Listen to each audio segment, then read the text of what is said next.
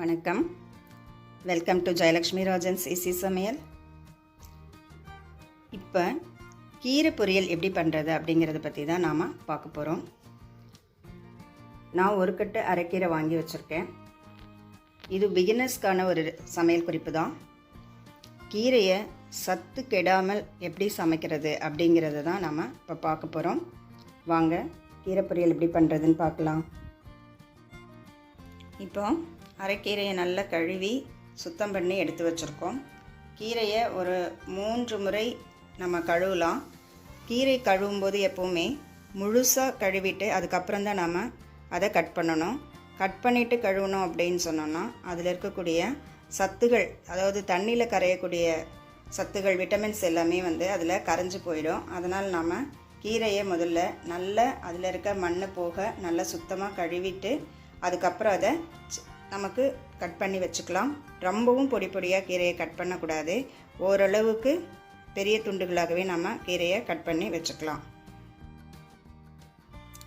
ஒரு பெரிய வெங்காயத்தை சின்ன சின்ன துண்டுகளாக கட் பண்ணி வச்சுருக்கோம். அதோட 2 காய்ந்த மிளகாய் இங்கே நாம் எடுத்திருக்கோம். இந்த காய்ந்த மிளகாயை நாம் விதைகளை நீக்கிட்டு தான் எடுத்து வச்சுருக்கேன். காய்ந்த மிளகாயினுடைய விதைகளை நம்ம தனியாக எடுத்து வச்சிடணும். ஏன்னா காய்ந்த மிளகாயினுடைய விதைகள் நமக்கு ஜீரணத்துக்கு ஏற்றதல்ல. அப்படியே முழுசாக சாப்பிடக்கூடாது. அது ஜீரணத்துக்கு ஏற்றதல்ல. அது உடல் ஆரோக்கியத்துக்கும் உகந்ததல்ல. அதனால் நாம் எப்போவுமே காய்ந்த மிளகாயை அப்படியே பயன்படுத்தும் பொழுது முழுசாக போட்டு தாளித்தோம் அப்படின்னா கூட பரவாயில்ல. ஆனால் இந்த மாதிரி கட் பண்ணி உபயோகப்படுத்தும் பொழுது அந்த காய்ந்த மிளகாயினுடைய விதைகளை நாம் எடுத்துடுறது நம்முடைய ஆரோக்கியத்துக்கு ரொம்பவே நல்லது. கொஞ்சம் கடலை பருப்பு. இந்த கடலை பருப்பை நம்ம பொரியல்லாம் போட்டு செய்யும் பொழுது அதனுடைய டேஸ்ட் இன்னும் கொஞ்சம் நல்லாவே இருக்கும். சாப்பிடும் பொழுது இந்த கடலை பருப்பு கொஞ்சம் தாளிப்பதற்காக எடுத்து வச்சுருக்கேன். இப்போ இந்த அரைக்கீரை பொரியல் எப்படி செய்கிறது அப்படிங்கிறத நாம் பார்க்கலாம்.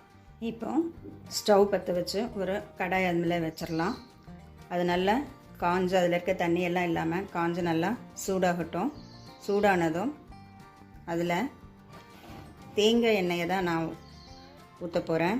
கொஞ்சம் தேங்காய் எண்ணெய் போட்டுக்கலாம். இந்த மாதிரி பொரியல் வகைகளுக்கெல்லாம் நம்ம தேங்காய் எண்ணெயை சேர்த்திட்டோம் அப்படின்னு சொன்னோன்னா நல்லது, டேஸ்ட்டாகவும் இருக்கும், உடல் ஆரோக்கியத்துக்கும் அது ரொம்பவே நல்லது.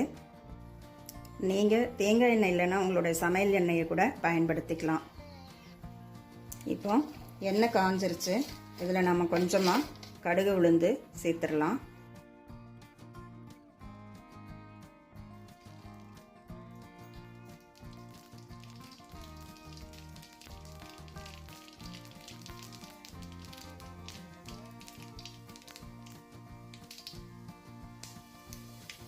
கடுகு வெடித்ததும் அதில் நாம் எடுத்து வச்சுருக்க கடலைப்பருப்பை போட்டுடலாம்.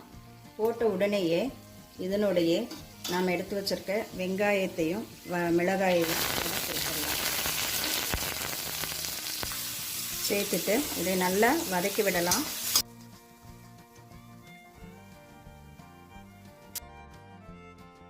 பாருங்கள், இப்போ கடலைப்பருப்பு, வெங்காயம், மிளகாய் எல்லாமே நல்லா வதங்கிருச்சு. கடலைப்பருப்பு போட்ட உடனேயே நம்ம வெங்காயத்தை போட்டுடணும். இல்லாட்டி முதல்ல கடலைப்பருப்பு நல்லா வறுபட்டுட்டதுக்கப்புறம் போடணும் அப்படின்னு நினச்சோம் அப்படின்னு சொன்னோன்னா பின்னாடி இந்த வெங்காயம் போட்டு வதங்கிறதுக்குள்ளே அந்த கடலைப்பருப்பெல்லாம் தீஞ்சு போயிடும். அதனால் கடலைப்பருப்போடையும் நம்ம வெங்காயத்தையும் சேர்த்து போட்டு வதக்கிடலாம். நம்ம கழுவி வச்சுருக்கிற இந்த கீரையை எடுத்து போடலாம். ஸ்டவ் சிம்மில் தான் இருக்கணும். கீரையை தண்ணி இல்லாமல் தான் போடணும், தண்ணியோடு போட வேண்டாம். தண்ணி நல்லா வடிச்சிடலாம்.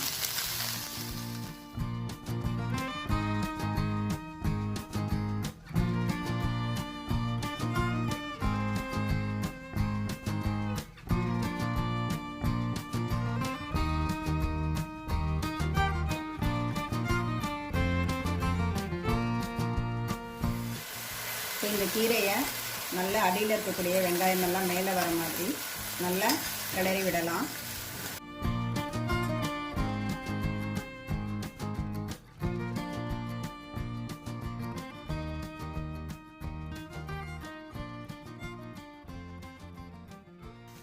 கிளறி வச்சுட்டு ஒரே 1 நிமிஷம் நாம் இதை மூடி வச்சிடலாம். கீரையை அதிக நேரம் மூடி வச்சு சமைக்கக்கூடாது. கீரையை திறந்து வச்சோம், காய்கறிகளை மூடி வச்சும் தான் சமைக்கணும். ஏன்னா கீரையில் இருக்கக்கூடிய பச்சையம் தான் வந்து அதில் இருக்கக்கூடிய முக்கியமான சத்து. கீரையை அதிக நேரம் மூடி வச்சு சமைச்சோம் அப்படின்னு சொன்னோம் அப்படின்னா கண்டிப்பாக அதில் இருக்கக்கூடிய பச்சை நிறம் மாறுறது மட்டும் இல்லாமல் அதில் இருக்கக்கூடிய சத்துகளும் கண்டிப்பாக அழிஞ்சு போயிடும். அதனால் நாம் கீரையை எப்போவுமே அதிக நேரம் மூடி வச்சு சமைக்கக்கூடாது.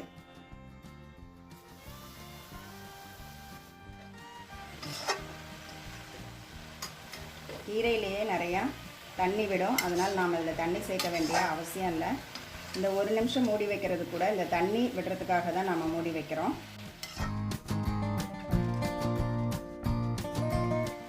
இப்போ நாம் இதில் ரொம்பவே கொஞ்சமாக உப்பு போடலாம். கீரைக்கு வந்து ரொம்ப குறைவான அளவுக்கு உப்பு போட்டாலே போதும். ஏன்னா கீரையிலேயே வந்து கொஞ்சம் உப்பு இருக்கும், உப்பு சத்து இருக்கும். அதனால் நாம் கீரைக்கு உப்பு போடும் பொழுது ரொம்ப கவனமாக ரொம்ப குறைவாக தான் போடணும். போட்டு இதை மறுபடியும் ஒரு முறை நல்லா கிளறிடலாம்.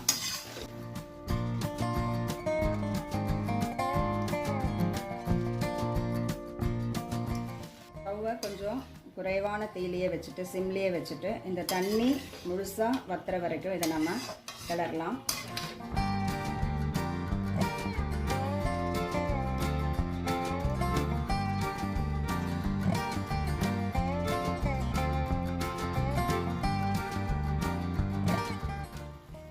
கீரை ஓரளவுக்கு பாதி வெந்துருச்சு.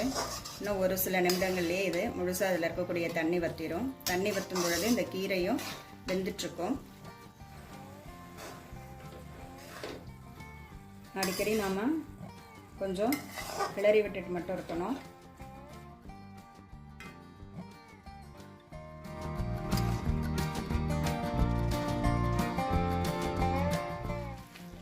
கீரை நம்ம சமைக்கும்போது அது பாட்டுக்கு அடுப்பில் வச்சுட்டு நம்ம பாட்டுக்கு மற்ற வேலையை பார்க்கலாம் அப்படின்னு நம்ம நினைக்கக்கூடாது. கீரை ஒன்று அதிகமாக வெந்துடும், இல்லாட்டா அதிகமான ஹை ஃப்ளேமில் வச்சோம் அப்படின்னு சொன்னோன்னா தீஞ்சு போயிடும். இது ரெண்டுமே இல்லாமல் செய்யும் பொழுது தான் இந்த கீரை வந்து ஒரு சத்தான ஒரு உணவாக மாறும். இன்னுமே கொஞ்சம் தண்ணி இருக்குது. இந்த தண்ணியெல்லாம் வத்துற வரைக்கும் நம்ம இதை வதக்கி விடணும். இப்போ கீரையில் இருக்கக்கூடிய தண்ணி முழுசுமாக வத்திருச்சு. கீரை நல்லா வெந்துருச்சு. இந்த ஸ்டேஜில் இதை ஆஃப் பண்ணி நம்ம வச்சிடலாம். தேவை உங்களுக்கு அப்படின்னு சொன்னால் இதில் கொஞ்சம் தேங்காய் திருவலை பூ மாதிரி திருவி இதோட ஆட் பண்ணிக்கலாம். ஆனால் நான் இப்போது அதை போடலை. தேங்காய் வேணும்னு விருப்பம் இருந்துச்சுன்னா அதை தேங்காயை கடைசியாக சேர்த்துக்கலாம். தேங்காய் சேர்க்கும் பொழுது எப்போவுமே அதை இதோடய போட்டு கிளறக்கூடாது. தேங்காய் சூடு பண்ணாமல் இருந்தால் தான் வந்து தேங்காயினுடைய சத்துக்கள் முழுசாக கிடைக்கும். தேங்காயை நம்ம சேர்த்து வதக்கிறது அவ்வளவு நல்லதில்லை. ஆனால் அப்படி இருக்கும் பொழுது என்ன ஆகும் அப்படின்னு சொன்னால் உடனடியாக சாப்பிட்றதுக்கு சரி. ஆனால் காலையில் செஞ்சுட்டு மதியானம் லஞ்சு கொண்டு போகும் பொழுது அந்த தேங்காய் போட்டு அப்படியே எடுத்துகிட்டு போனோம் அப்படின்னா அது சில நேரம் அதிகமாகும் பொழுது கெட்டு போகிறதுக்கு வாய்ப்பு இருக்குது. அதனால் தேங்காய் இல்லாமலேயே நம்ம செஞ்சாலே இந்த கீரையின் பொரியல் ரொம்பவே டேஸ்ட்டாக இருக்கும்.